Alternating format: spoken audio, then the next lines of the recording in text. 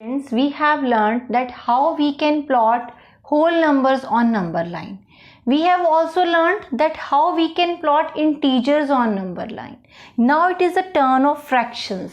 Is it possible to plot fractions on number line? Yes, it is possible. We can plot fractions also on the number line. Now two type of fractions we can plot. First are proper and second are improper, but in your syllabus you have only proper fractions. So I will be plotting only proper fractions here. I will not explain for improper fractions as those are not there in your syllabus. I have written here some examples of proper fractions, if you can see, as here numerators are smaller and denominators are bigger. So these are all examples of proper fraction. Moreover, in the previous video I also told you that proper fractions have their value less than 1. So that means I need 0 for the starting of plotting and I need 1 at the ending, because these values of proper fractions are always less than 1. I don't need further numbers. Okay, so I have written only 0 and 1 as fractions are always positive, so I need 0 for the starting and value is always less than 1, so I need 1 for the as the last number. Now what is to be done next? Then you will see that what is there in the denominator. As you can see that 3 is written in the denominator. That means the gap between 0 and 1 is to be divided in 3 equal parts, as fractions are always about equal distribution. And also on the number line I always tell you that distribution should be equally done. So I will divide my total distance between 0 and 1 in 3 equal parts. See here, 1 part, 2 part, and this is the complete third part which is represented by 1. You can check like this. This is the first portion, second portion, third portion. So between 0 and 1 only 3 parts should be there. From 0 to first portion to second, and second to third. Okay. Then I will see that what is there in the numerator. As you can see here, 1 is written. That means wherever you have plotted the first marking, that is representing the fraction 1 by 3. Okay, so this is giving you the answer, the required answer 1 by 3. You can circle it or you can make it in some box. Okay, so the first marking is representing here. The first marking is representing your answer, that is 1 by 3 on the number line. Now let us do next question. Here we have written 4 by 7. As again it is a proper fraction, so I need 0 for the starting and at the end I will write 1, because value of proper fraction is always less than 1. Now I will check what is there in the denominator. As 7 is written, so I will divide my part from 0 to 1 portion in 7 equal parts. Okay, I will divide it in 7 equal parts. 1, 2, 3, 4, 5, 6, and this is the 7th part. Last number where 1 is written, that is your 7th part. See here, 0 to first part. You can count when you are doing the questions in the starting. You need to count, because mostly what students do, they write 7 portion here and 1 is extra. 1 should not be extra. Up to the 1, your 7 portions should be complete. It should not be beyond it. Now if I count from here 0 to first portion, first part, second, third, fourth, fifth, sixth, 7. So complete parts are there between 0 and 1. So I have got 7 parts and I have to pick 4th out of it.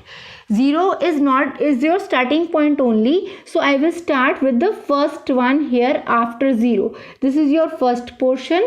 1 by 7, that means it is 2 by 7, it is 3 by 7. This is showing 4 by 7. So this point where I made the arrow, that is representing 4 by 7. Same way, if you have to write for first part, that is 1 by 7, because it is showing first part out of the 7 parts. It is showing 2 by 7, that means it is representing second part out of the 7 parts. This point is showing 3 by 7, 4 by 7, 5 by 7, 6 by 7, and this is the last part, 7 by 7, and you can cancel 7, that means its value is 1, which is true. Same here, if I'm writing the first part, that is 1 by 3. If I'm writing for second part, it is 2 by 3. This is the 3 by 3, that means 3 by 3 will be cancelled, answer will be 1. So here, whenever you are writing for proper fraction, denominator is to be the denominator is showing that in how many parts you are going to divide your number line between 0 and 1. As proper fractions have their value always less than 1. Again, let us take third example now. This is 3 by 5. That means I will write 0 for the starting and I will write 1 for the ending.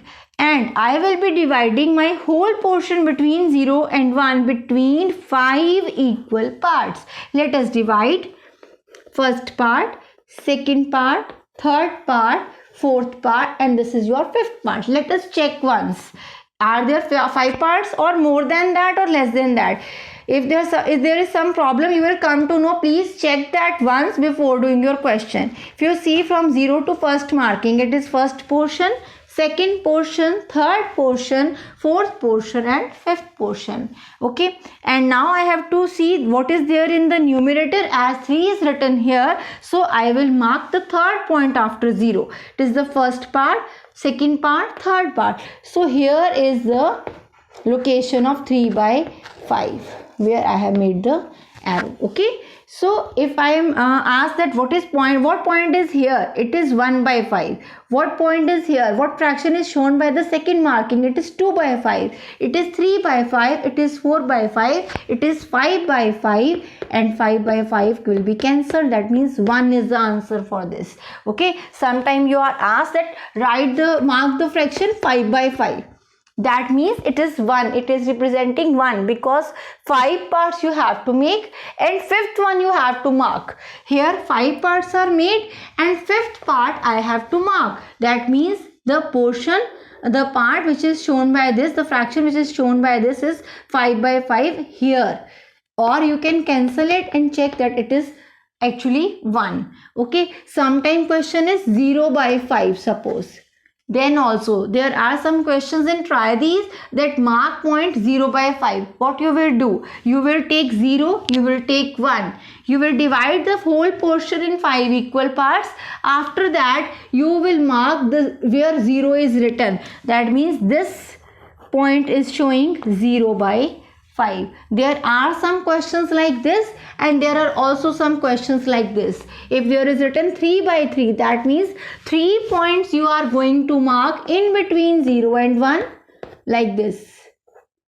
1, 2 and 3. And 3 by 3 means third part out of 3 these given parts. Third marking. That means 1 is represented by 3 by 3. 3 is for the division of the whole distance between 0 and 1, and 3 in the numerator is showing that third fraction out of the given markings, first, second and third. So 3 by 3 is represented by 1 actually. Okay, thank you.